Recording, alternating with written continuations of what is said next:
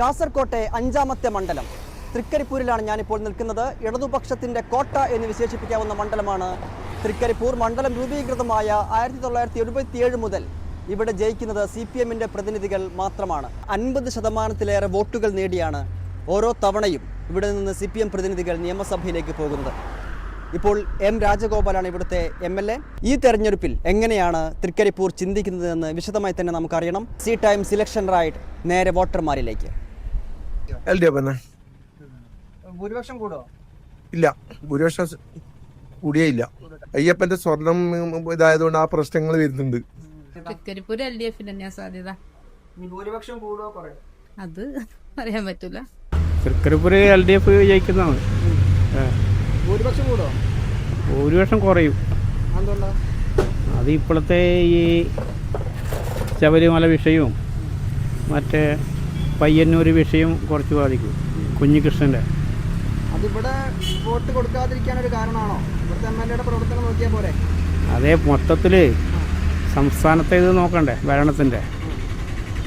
അതുപോലെ തന്നെ നിർമ്മാണ തൊഴിലാളികളുടെ പെൻഷൻ കുറേ കുടിശ്ശികയായിട്ട് ബാക്കിയുണ്ട്. അത് നിർമ്മാണ തൊഴിലാളികളെ ബാധിക്കുന്ന പ്രശ്നമാണ്. തൃക്കരിപ്പൂര് LDF-ൻ്റെ മണ്ഡലമാണ്. പക്ഷെ ഇപ്രാവശ്യം പിന്നെ കുറച്ച് മാറ്റം വരാൻ ചാൻസ് കാണുന്നുണ്ട്. ആളെല്ലാം ഒട്ടാകെ ഒരു അസംതൃപ്തരാണ്. സംസ്ഥാന ഭരണത്തിലല്ലേ അസംതൃപ്തര്. പ്രതിഫലിക്കും. MLA തൃക്കരിപ്പൂർ രാജഗോപാലൻ നല്ല പ്രവർത്തനം തന്നെ. പക്ഷേ പൊതുവെ ഭരണത്തിൽ എല്ലാവർക്കും ഒരു അതൃപ്തി ഉണ്ട്.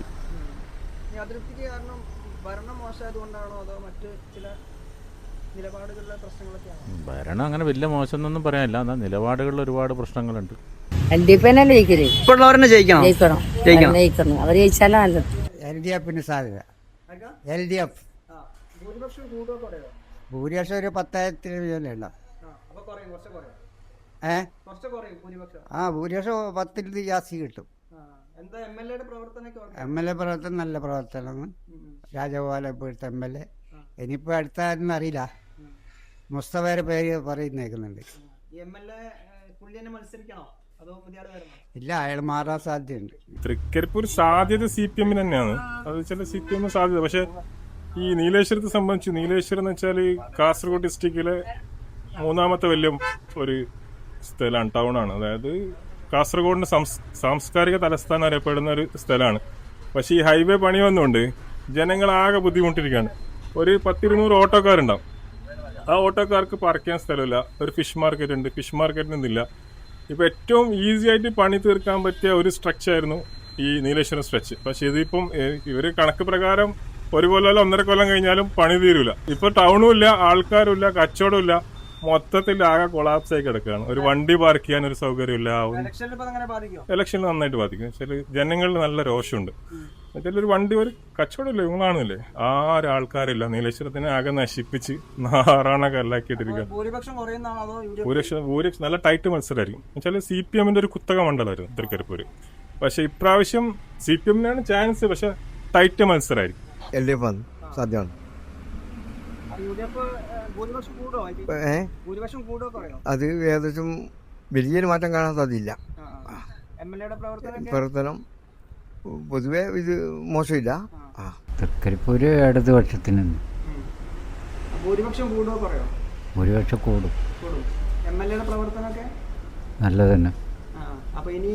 തുടരണം. വേണ്ട. തൃക്കരിപ്പൂര് മിക്കവാറും ഈ കാഴ്ചപ്പാടിന് UDF തന്നെ ജയിക്കും തന്നെ. പക്ഷെ ഒരു മാറ്റം വരാൻ സാധ്യതയുണ്ടല്ലോ പൊതുവെ. തൃക്കരിപ്പൂര് LDF തന്നെ സാധ്യത കൂടുതൽ. പ്രവർത്തനം നല്ല പ്രവർത്തനം തന്നെ. ഭൂരിപക്ഷം കുറയാനാ സാധ്യത. അത് ഇപ്പോഴത്തെ ഭരണത്തിന്റെ ഇതുകൊണ്ട് തന്നെ. ഭരണം മോശമെന്ന് പറഞ്ഞാൽ ഈ നേതാക്കന്മാർ ശരിയില്ല LDF-ന്റെ. പ്രതിഫലിക്കും, എന്തായാലും തീർച്ചയായിട്ടും പ്രതിഫലിക്കും. ഇപ്പൊ നമുക്ക് രാഷ്ട്രീയ സാഹചര്യമല്ലേ, അതൊന്നും പറയാൻ പറ്റാത്തൊരവസ്ഥയാണ്. എന്താ സാഹചര്യം? എന്താണ് സാഹചര്യം? ഇപ്പോഴത്തെ ശബരിമല കേസും മറ്റേ ഇപ്പോഴത്തെ പയ്യന്നൂരിന്റെ സംഭവം എല്ലാം ഒരു മാറ്റം വരുന്നുണ്ടല്ലോ. ജനങ്ങൾ മാറാൻ ഇതുവരെ ഇവിടെ കക്ഷി LDF തന്നെയാണ് മാറാൻ. അപ്പൊ MLA യുടെ പ്രവർത്തനം ഓക്കെ ആണോ? ഇവിടെ MLA പ്രവർത്തനം ഉണ്ട്. അപ്പൊ എന്നാലും സംസ്ഥാന ഭരണത്തിന്റെ ഒരു ചെറുപ്പം ഒരു മാറ്റം വേണ്ടേ?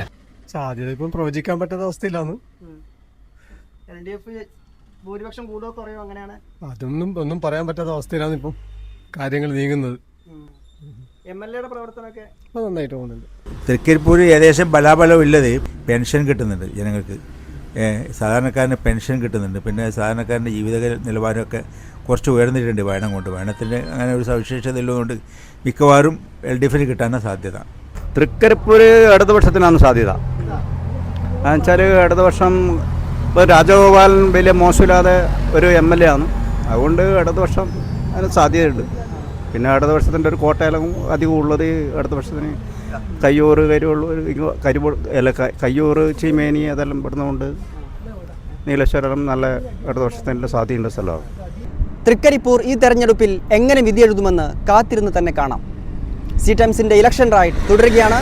ഇനി നേരെ കണ്ണൂർ ജില്ലയിലേക്കാണ്. അതിനു മുൻപ് കാസർകോട്ടെ വോട്ടർമാരുമായി സംസാരിച്ചപ്പോഴുണ്ടായ അനുഭവം, ഫീലിംഗ് എന്താണ് എന്നുള്ളത് അടുത്ത വീഡിയോയിൽ വിശദമായി ഞാൻ പറയാം. അപ്പോൾ സി ടൈംസിൻ്റെ ഇലക്ഷൻ റൈഡിനൊപ്പം തുടരുക. Please follow.